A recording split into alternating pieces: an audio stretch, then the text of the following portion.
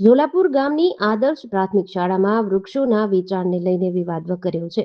ગ્રામજનોનો આક્ષેપ છે કે શાળામાં રહેલા વૃક્ષો કાપવામાં આવ્યા અને તેનું લાકડું બહાર વેચી દેવામાં આવ્યું. આ લાકડું કડી ગામે વેચવામાં આવ્યું હોવાનો પણ ગ્રામજનો દ્વારા દાવો કરાયો છે. 700 થી 800 મણ જેટલું લાકડું વેચાયા હોવાના આક્ષેપ વચ્ચે હવે સમગ્ર મામલે તપાસની માંગ ઉઠી છે. શાળાના આચાર્યના દ્રશ્યો આ સમગ્ર મામલે સામે આવેલા વિડીયોમાં ગ્રામજનો શાળાના આચાર્ય સામે ગંભીર આક્ષેપો કરતા જોવા મળી રહ્યા છે. ગ્રામજનોનો આરોપ છે કે લાકડાના વેચાણની રકમ શાળા અથવા વિદ્યાર્થીઓના વિકાસ માટે વપરાઈ નથી. જો આ તમામ આક્ષેપોની સત્તાવાર પુષ્ટિ તપાસ બાદ જ થઈ શકે છે. પ્રિન્સિપલ સાહેબ આપણને કોઈ રજૂઆત કરેલી નથી, આપણે કોઈ પરમિશન લીધી નથી, પંચાયતમાં જાણ નથી કરી, એસએફજી કમિટીને પણ જાણ નથી કરી અને એમની રીતે એમને વૃક્ષો કાપવાનું ડાયરેક્ટ મજૂરને આપી અને લાકડા વેચાણ કરાવાય અને 2 ગાડી અને 2 ટ્રેક્ટર આ 4 એમને ભરાઈ અને ડાયરેક્ટ કડી ગામમાં વેચી માર્યા. કાલે હું આવ્યો સ્કૂલમાં, મને ફોન આવ્યો એટલે મને કીધું કે સરપંચ તમને કોઈને જાણ કરી હતી, તો મેં કીધું ભાઈ ના, મને કોઈને જાણ કરેલી નથી. પછી આવી અને મજૂરને પકડ્યા.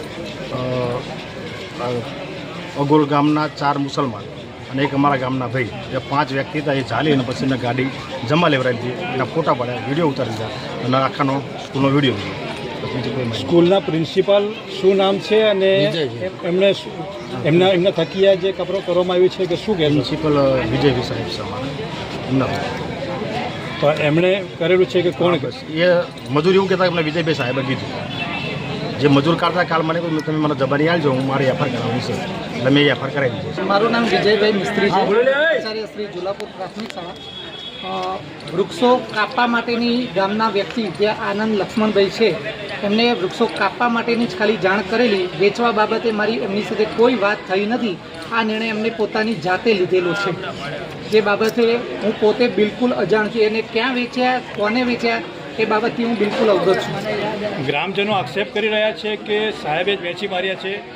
એ ગામજનો આક્ષેપ કરતા હશે, બરાબર છે. બાકી આ બાબતમાં, વેચાણ બાબતમાં હું બિલકુલ નિર્દોષ છું. મેં આની અંદર એક રૂપિયો પણ લીધો નથી અને એ વ્યક્તિએ કોને વેચ્યા છે, ક્યાં આપ્યા છે એ બાબતે હું બિલકુલ અજાણ છું.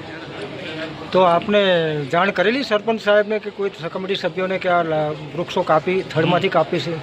થડમાંથી 2 વૃક્ષો એવા હતા કે જે એક આપણું રાષ્ટ્રીય વૃક્ષ જે વડ છે, એના થડની અંદર જ બીજું વૃક્ષ ઉગ્યું હતું. એક અપાવેલું છે ને એક દરવાજાની અંદર એન્ટર થતાં એક વૃક્ષ હતું. એ જે અવારનવાર ગાડી મોટી આવે કે કોઈ સાધનોને આવતું ત્યારે એ નડતરરૂપ હતું. એ વૃક્ષ થડમાંથી કપાવેલા, બાકીના વૃક્ષો થડમાંથી કપાવેલા નથી.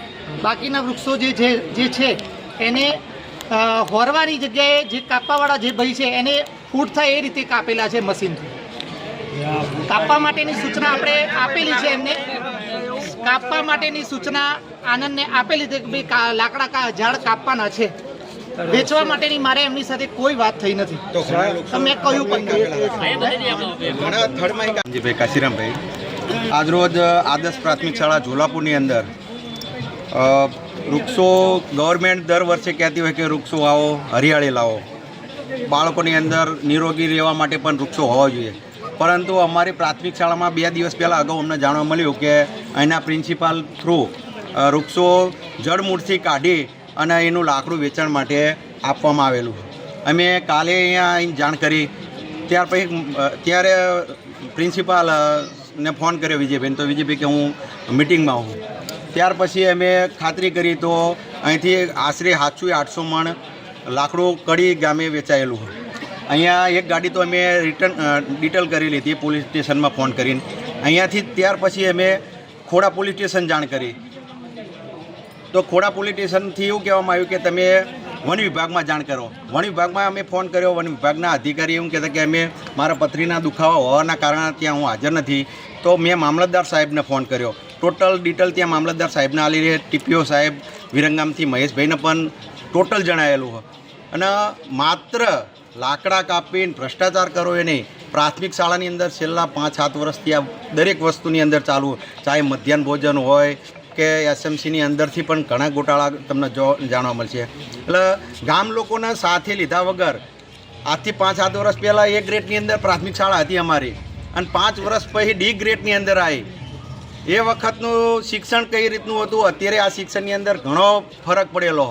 તો માત્ર શિક્ષણ ને રાજકારણ રમી અને અહીંના સ્ટાફ આ બધું વસ્તુ ચલવ આ ખરેખર અમારા 800 બાળકો ઉપર અત્યાચાર અમારા ઝોલાપુર ગામનું ભાવિ આ રીતે ચાલશે ને તો 5 વર્ષ પછી અહીંયા એક પણ બાળક ભણવા માટે સરકારી સ્કૂલની અંદર હાજર નહીં રહે. આજનો શું આક્ષેપ છે અને તમે શું માંગ કરી રહ્યા છો? આજનો આક્ષેપ અમારો એ જ છે કે આ ભ્રષ્ટાચાર નાબૂદ થવો જોઈએ, બરાબર.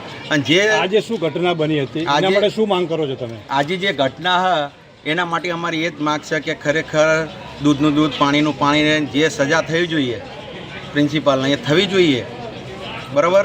અને માત્ર આ વિષયમાં નહીં, ટોટલ નાણાકીય બાબતથી લઈને વહીવટ બાબતમાં તમામમાં તપાસ થવી જોઈએ. હું ડીપીઓ સાહેબને પણ એ કહું, જગદીશભાઈને, મહેશભાઈ ટીપીઓ સાહેબને પણ એ કહું અને મામલતદાર સાહેબને પણ આ જણાવું. એટલે દરેક વસ્તુમાં મધ્યાહન ભોજન અને વહીવટી વિભાગ બંને વિભાગમાં તપાસ થવી જોઈએ. લાકડા જે કાપવામાં આવે છે એના માટે તમે કોને જવાબદાર ગણો છો? પ્રિન્સિપાલ સાહેબ, પ્રિન્સિપાલના કહેવાથી જ લાકડા કપાયા, પ્રિન્સિપાલ કહેવાથી જ કડી સુધી વેચાણા, બરાબર. એ પોતે કબૂલ કે આ અહીંથી વેચાણ જે લોકો લઈ ગયા હતા એ લોકો પણ કબૂલ કરવા તૈયાર કે અમે અહીંથી લાકડું વેચાણ માટે લઈ ગયેલા. લાકડાનું જે વળતર આવ્યું છે કોના પાસે? એક પણ રૂપિયો નહીં વળતર આપ્યું, કોઈને આપ્યું નહીં. એમની રીતે હવે આ તો ખાલી અમારી આંખ સામે તો 5-7 વર્ષથી ગામ ટચમાં નહીં પ્રાથમિક શાળાને, તો આ 5 વર્ષમાં કેટલો ભ્રષ્ટાચાર છે. જેડીસી ન્યૂઝ સાથે ફઝલ ખાન પઠાણ સાથે મુન્ના વોહરા, સાણંદ.